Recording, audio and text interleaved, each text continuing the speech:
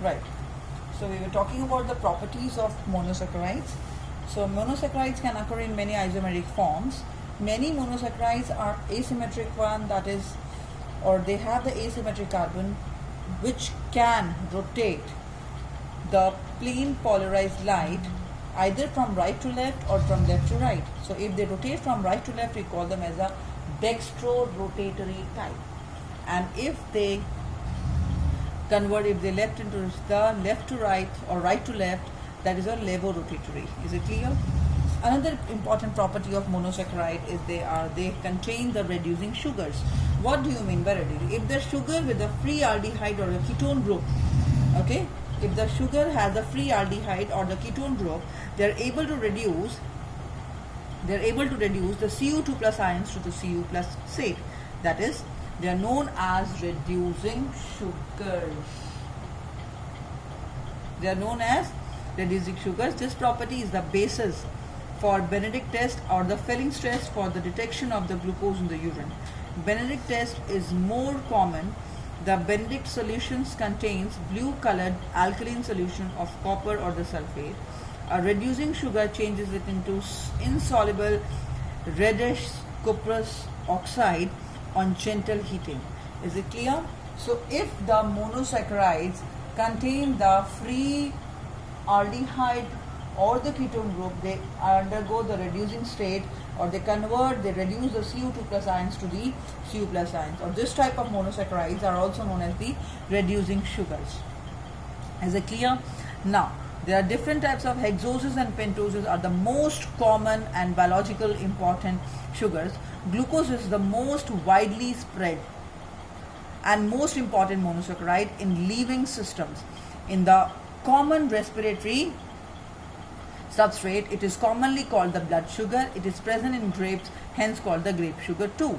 Glucose is also called as a dextrose being dextrorotatory. Fructose is the sweetest of all the naturally occurring sugars. It is also called the fruit sugars because of its common occurrence in the fruit. Nectar and honey contain the fructose. The same is called the levulose or the levulose sugar. Is it clear? Okay. So we were doing about the monosaccharides. There are different derived monosaccharides also. For example, your deoxy sugars, your amino sugars, your sugar acids and your sugar alcohols. Okay. Then we are talking about the disaccharides. The disaccharides are also known as your polymers or the polysaccharides. The polysaccharides can be homopolysaccharides or can be heteropolysaccharides. The homopolysaccharides are those which have the similar sugar units, and the heteropolysaccharides are those which have the different sugar units. Lactose is a disaccharide which is made up of glucose and galactose. Okay. Then you have the maltose. Maltose are being formed by the two glucose molecules. Now, how these glucose molecules or how these maltose, lactose are being formed? The lactose or the maltose, which are the disaccharides, are being formed by the glycosidic bond in between them. The glycosidic bond, now see how these glycosidic bonds are being formed. Very important. The aldehyde or the ketone group of monosaccharide can join an alcoholic group of the another organic compound, and the bond thus formed is known as your glycosidic bond. Very important one. The glycosidic bond is formed between the aldehyde or the ketone group of a monosaccharide, which can join an alcoholic group of the other organic compound, forming a COC bond by releasing of water molecule. So this is about your glycosidic bond. Is it clear? This is about your glycosidic bond. Now see, I am going to deal with the glycosidic bond. It is taking place between the two monosaccharide units. It takes place between the two monosaccharide units.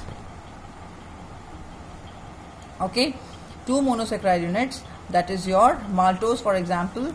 Now see, the glycosidic bond takes place between the two monosaccharide unit, between the aldehyde or the ketone group and the another one, that is your the alcoholic group of the other carbohydrate or the monosaccharide, forming a CHOH bond, or sorry, COC bond. The COC bond is your glycosidic bond. Is it clear? So this is about your disaccharides, monosaccharides. Is it clear? Then you have about enzymes. Okay, now then you have about the lipids. What are lipids? Lipids are usually water insoluble compounds. What are lipids? Lipids are usually water insoluble compounds. They can be of different types. It can be simply made up of fatty acids. It can be simply made up of the glycerols, or it can be made up of glycerides or the esters of fatty acids and the glycerols. Now when you talk about the simply a fatty acid, carboxylic acids, where R group can range from CH3, CH2, H5 to many carbon long chains. They can be like glycerols, that is trihydroxypropane. When you talk about propane, the 3 carbon compound trihydroxy, see here you have 3 hydroxyl groups, so we say trihydroxypropane. Then you have it can be the glycerides or the esters of fatty acids and the glycerols. When you talk about the esters of fatty acids and glycerols, it can be fats or it can be oils. It can be fats where you have the solids in winters, oils it can be liquid in winters. So when you talk about the solid in winters, it is your high melting point, and when we talk about the liquid in winters, it has a low melting point. So this is about the lipids. Now there are some lipids which are saturated and the unsaturated fatty acids or the lipids. The saturated one with the single CC bonds and the unsaturated one with the double bonds. Is it clear? Some special kind of lipids are also formed that are phospholipids in living membranes, contain phosphorus or the phosphorylated organic compounds in them. That is your lecithin.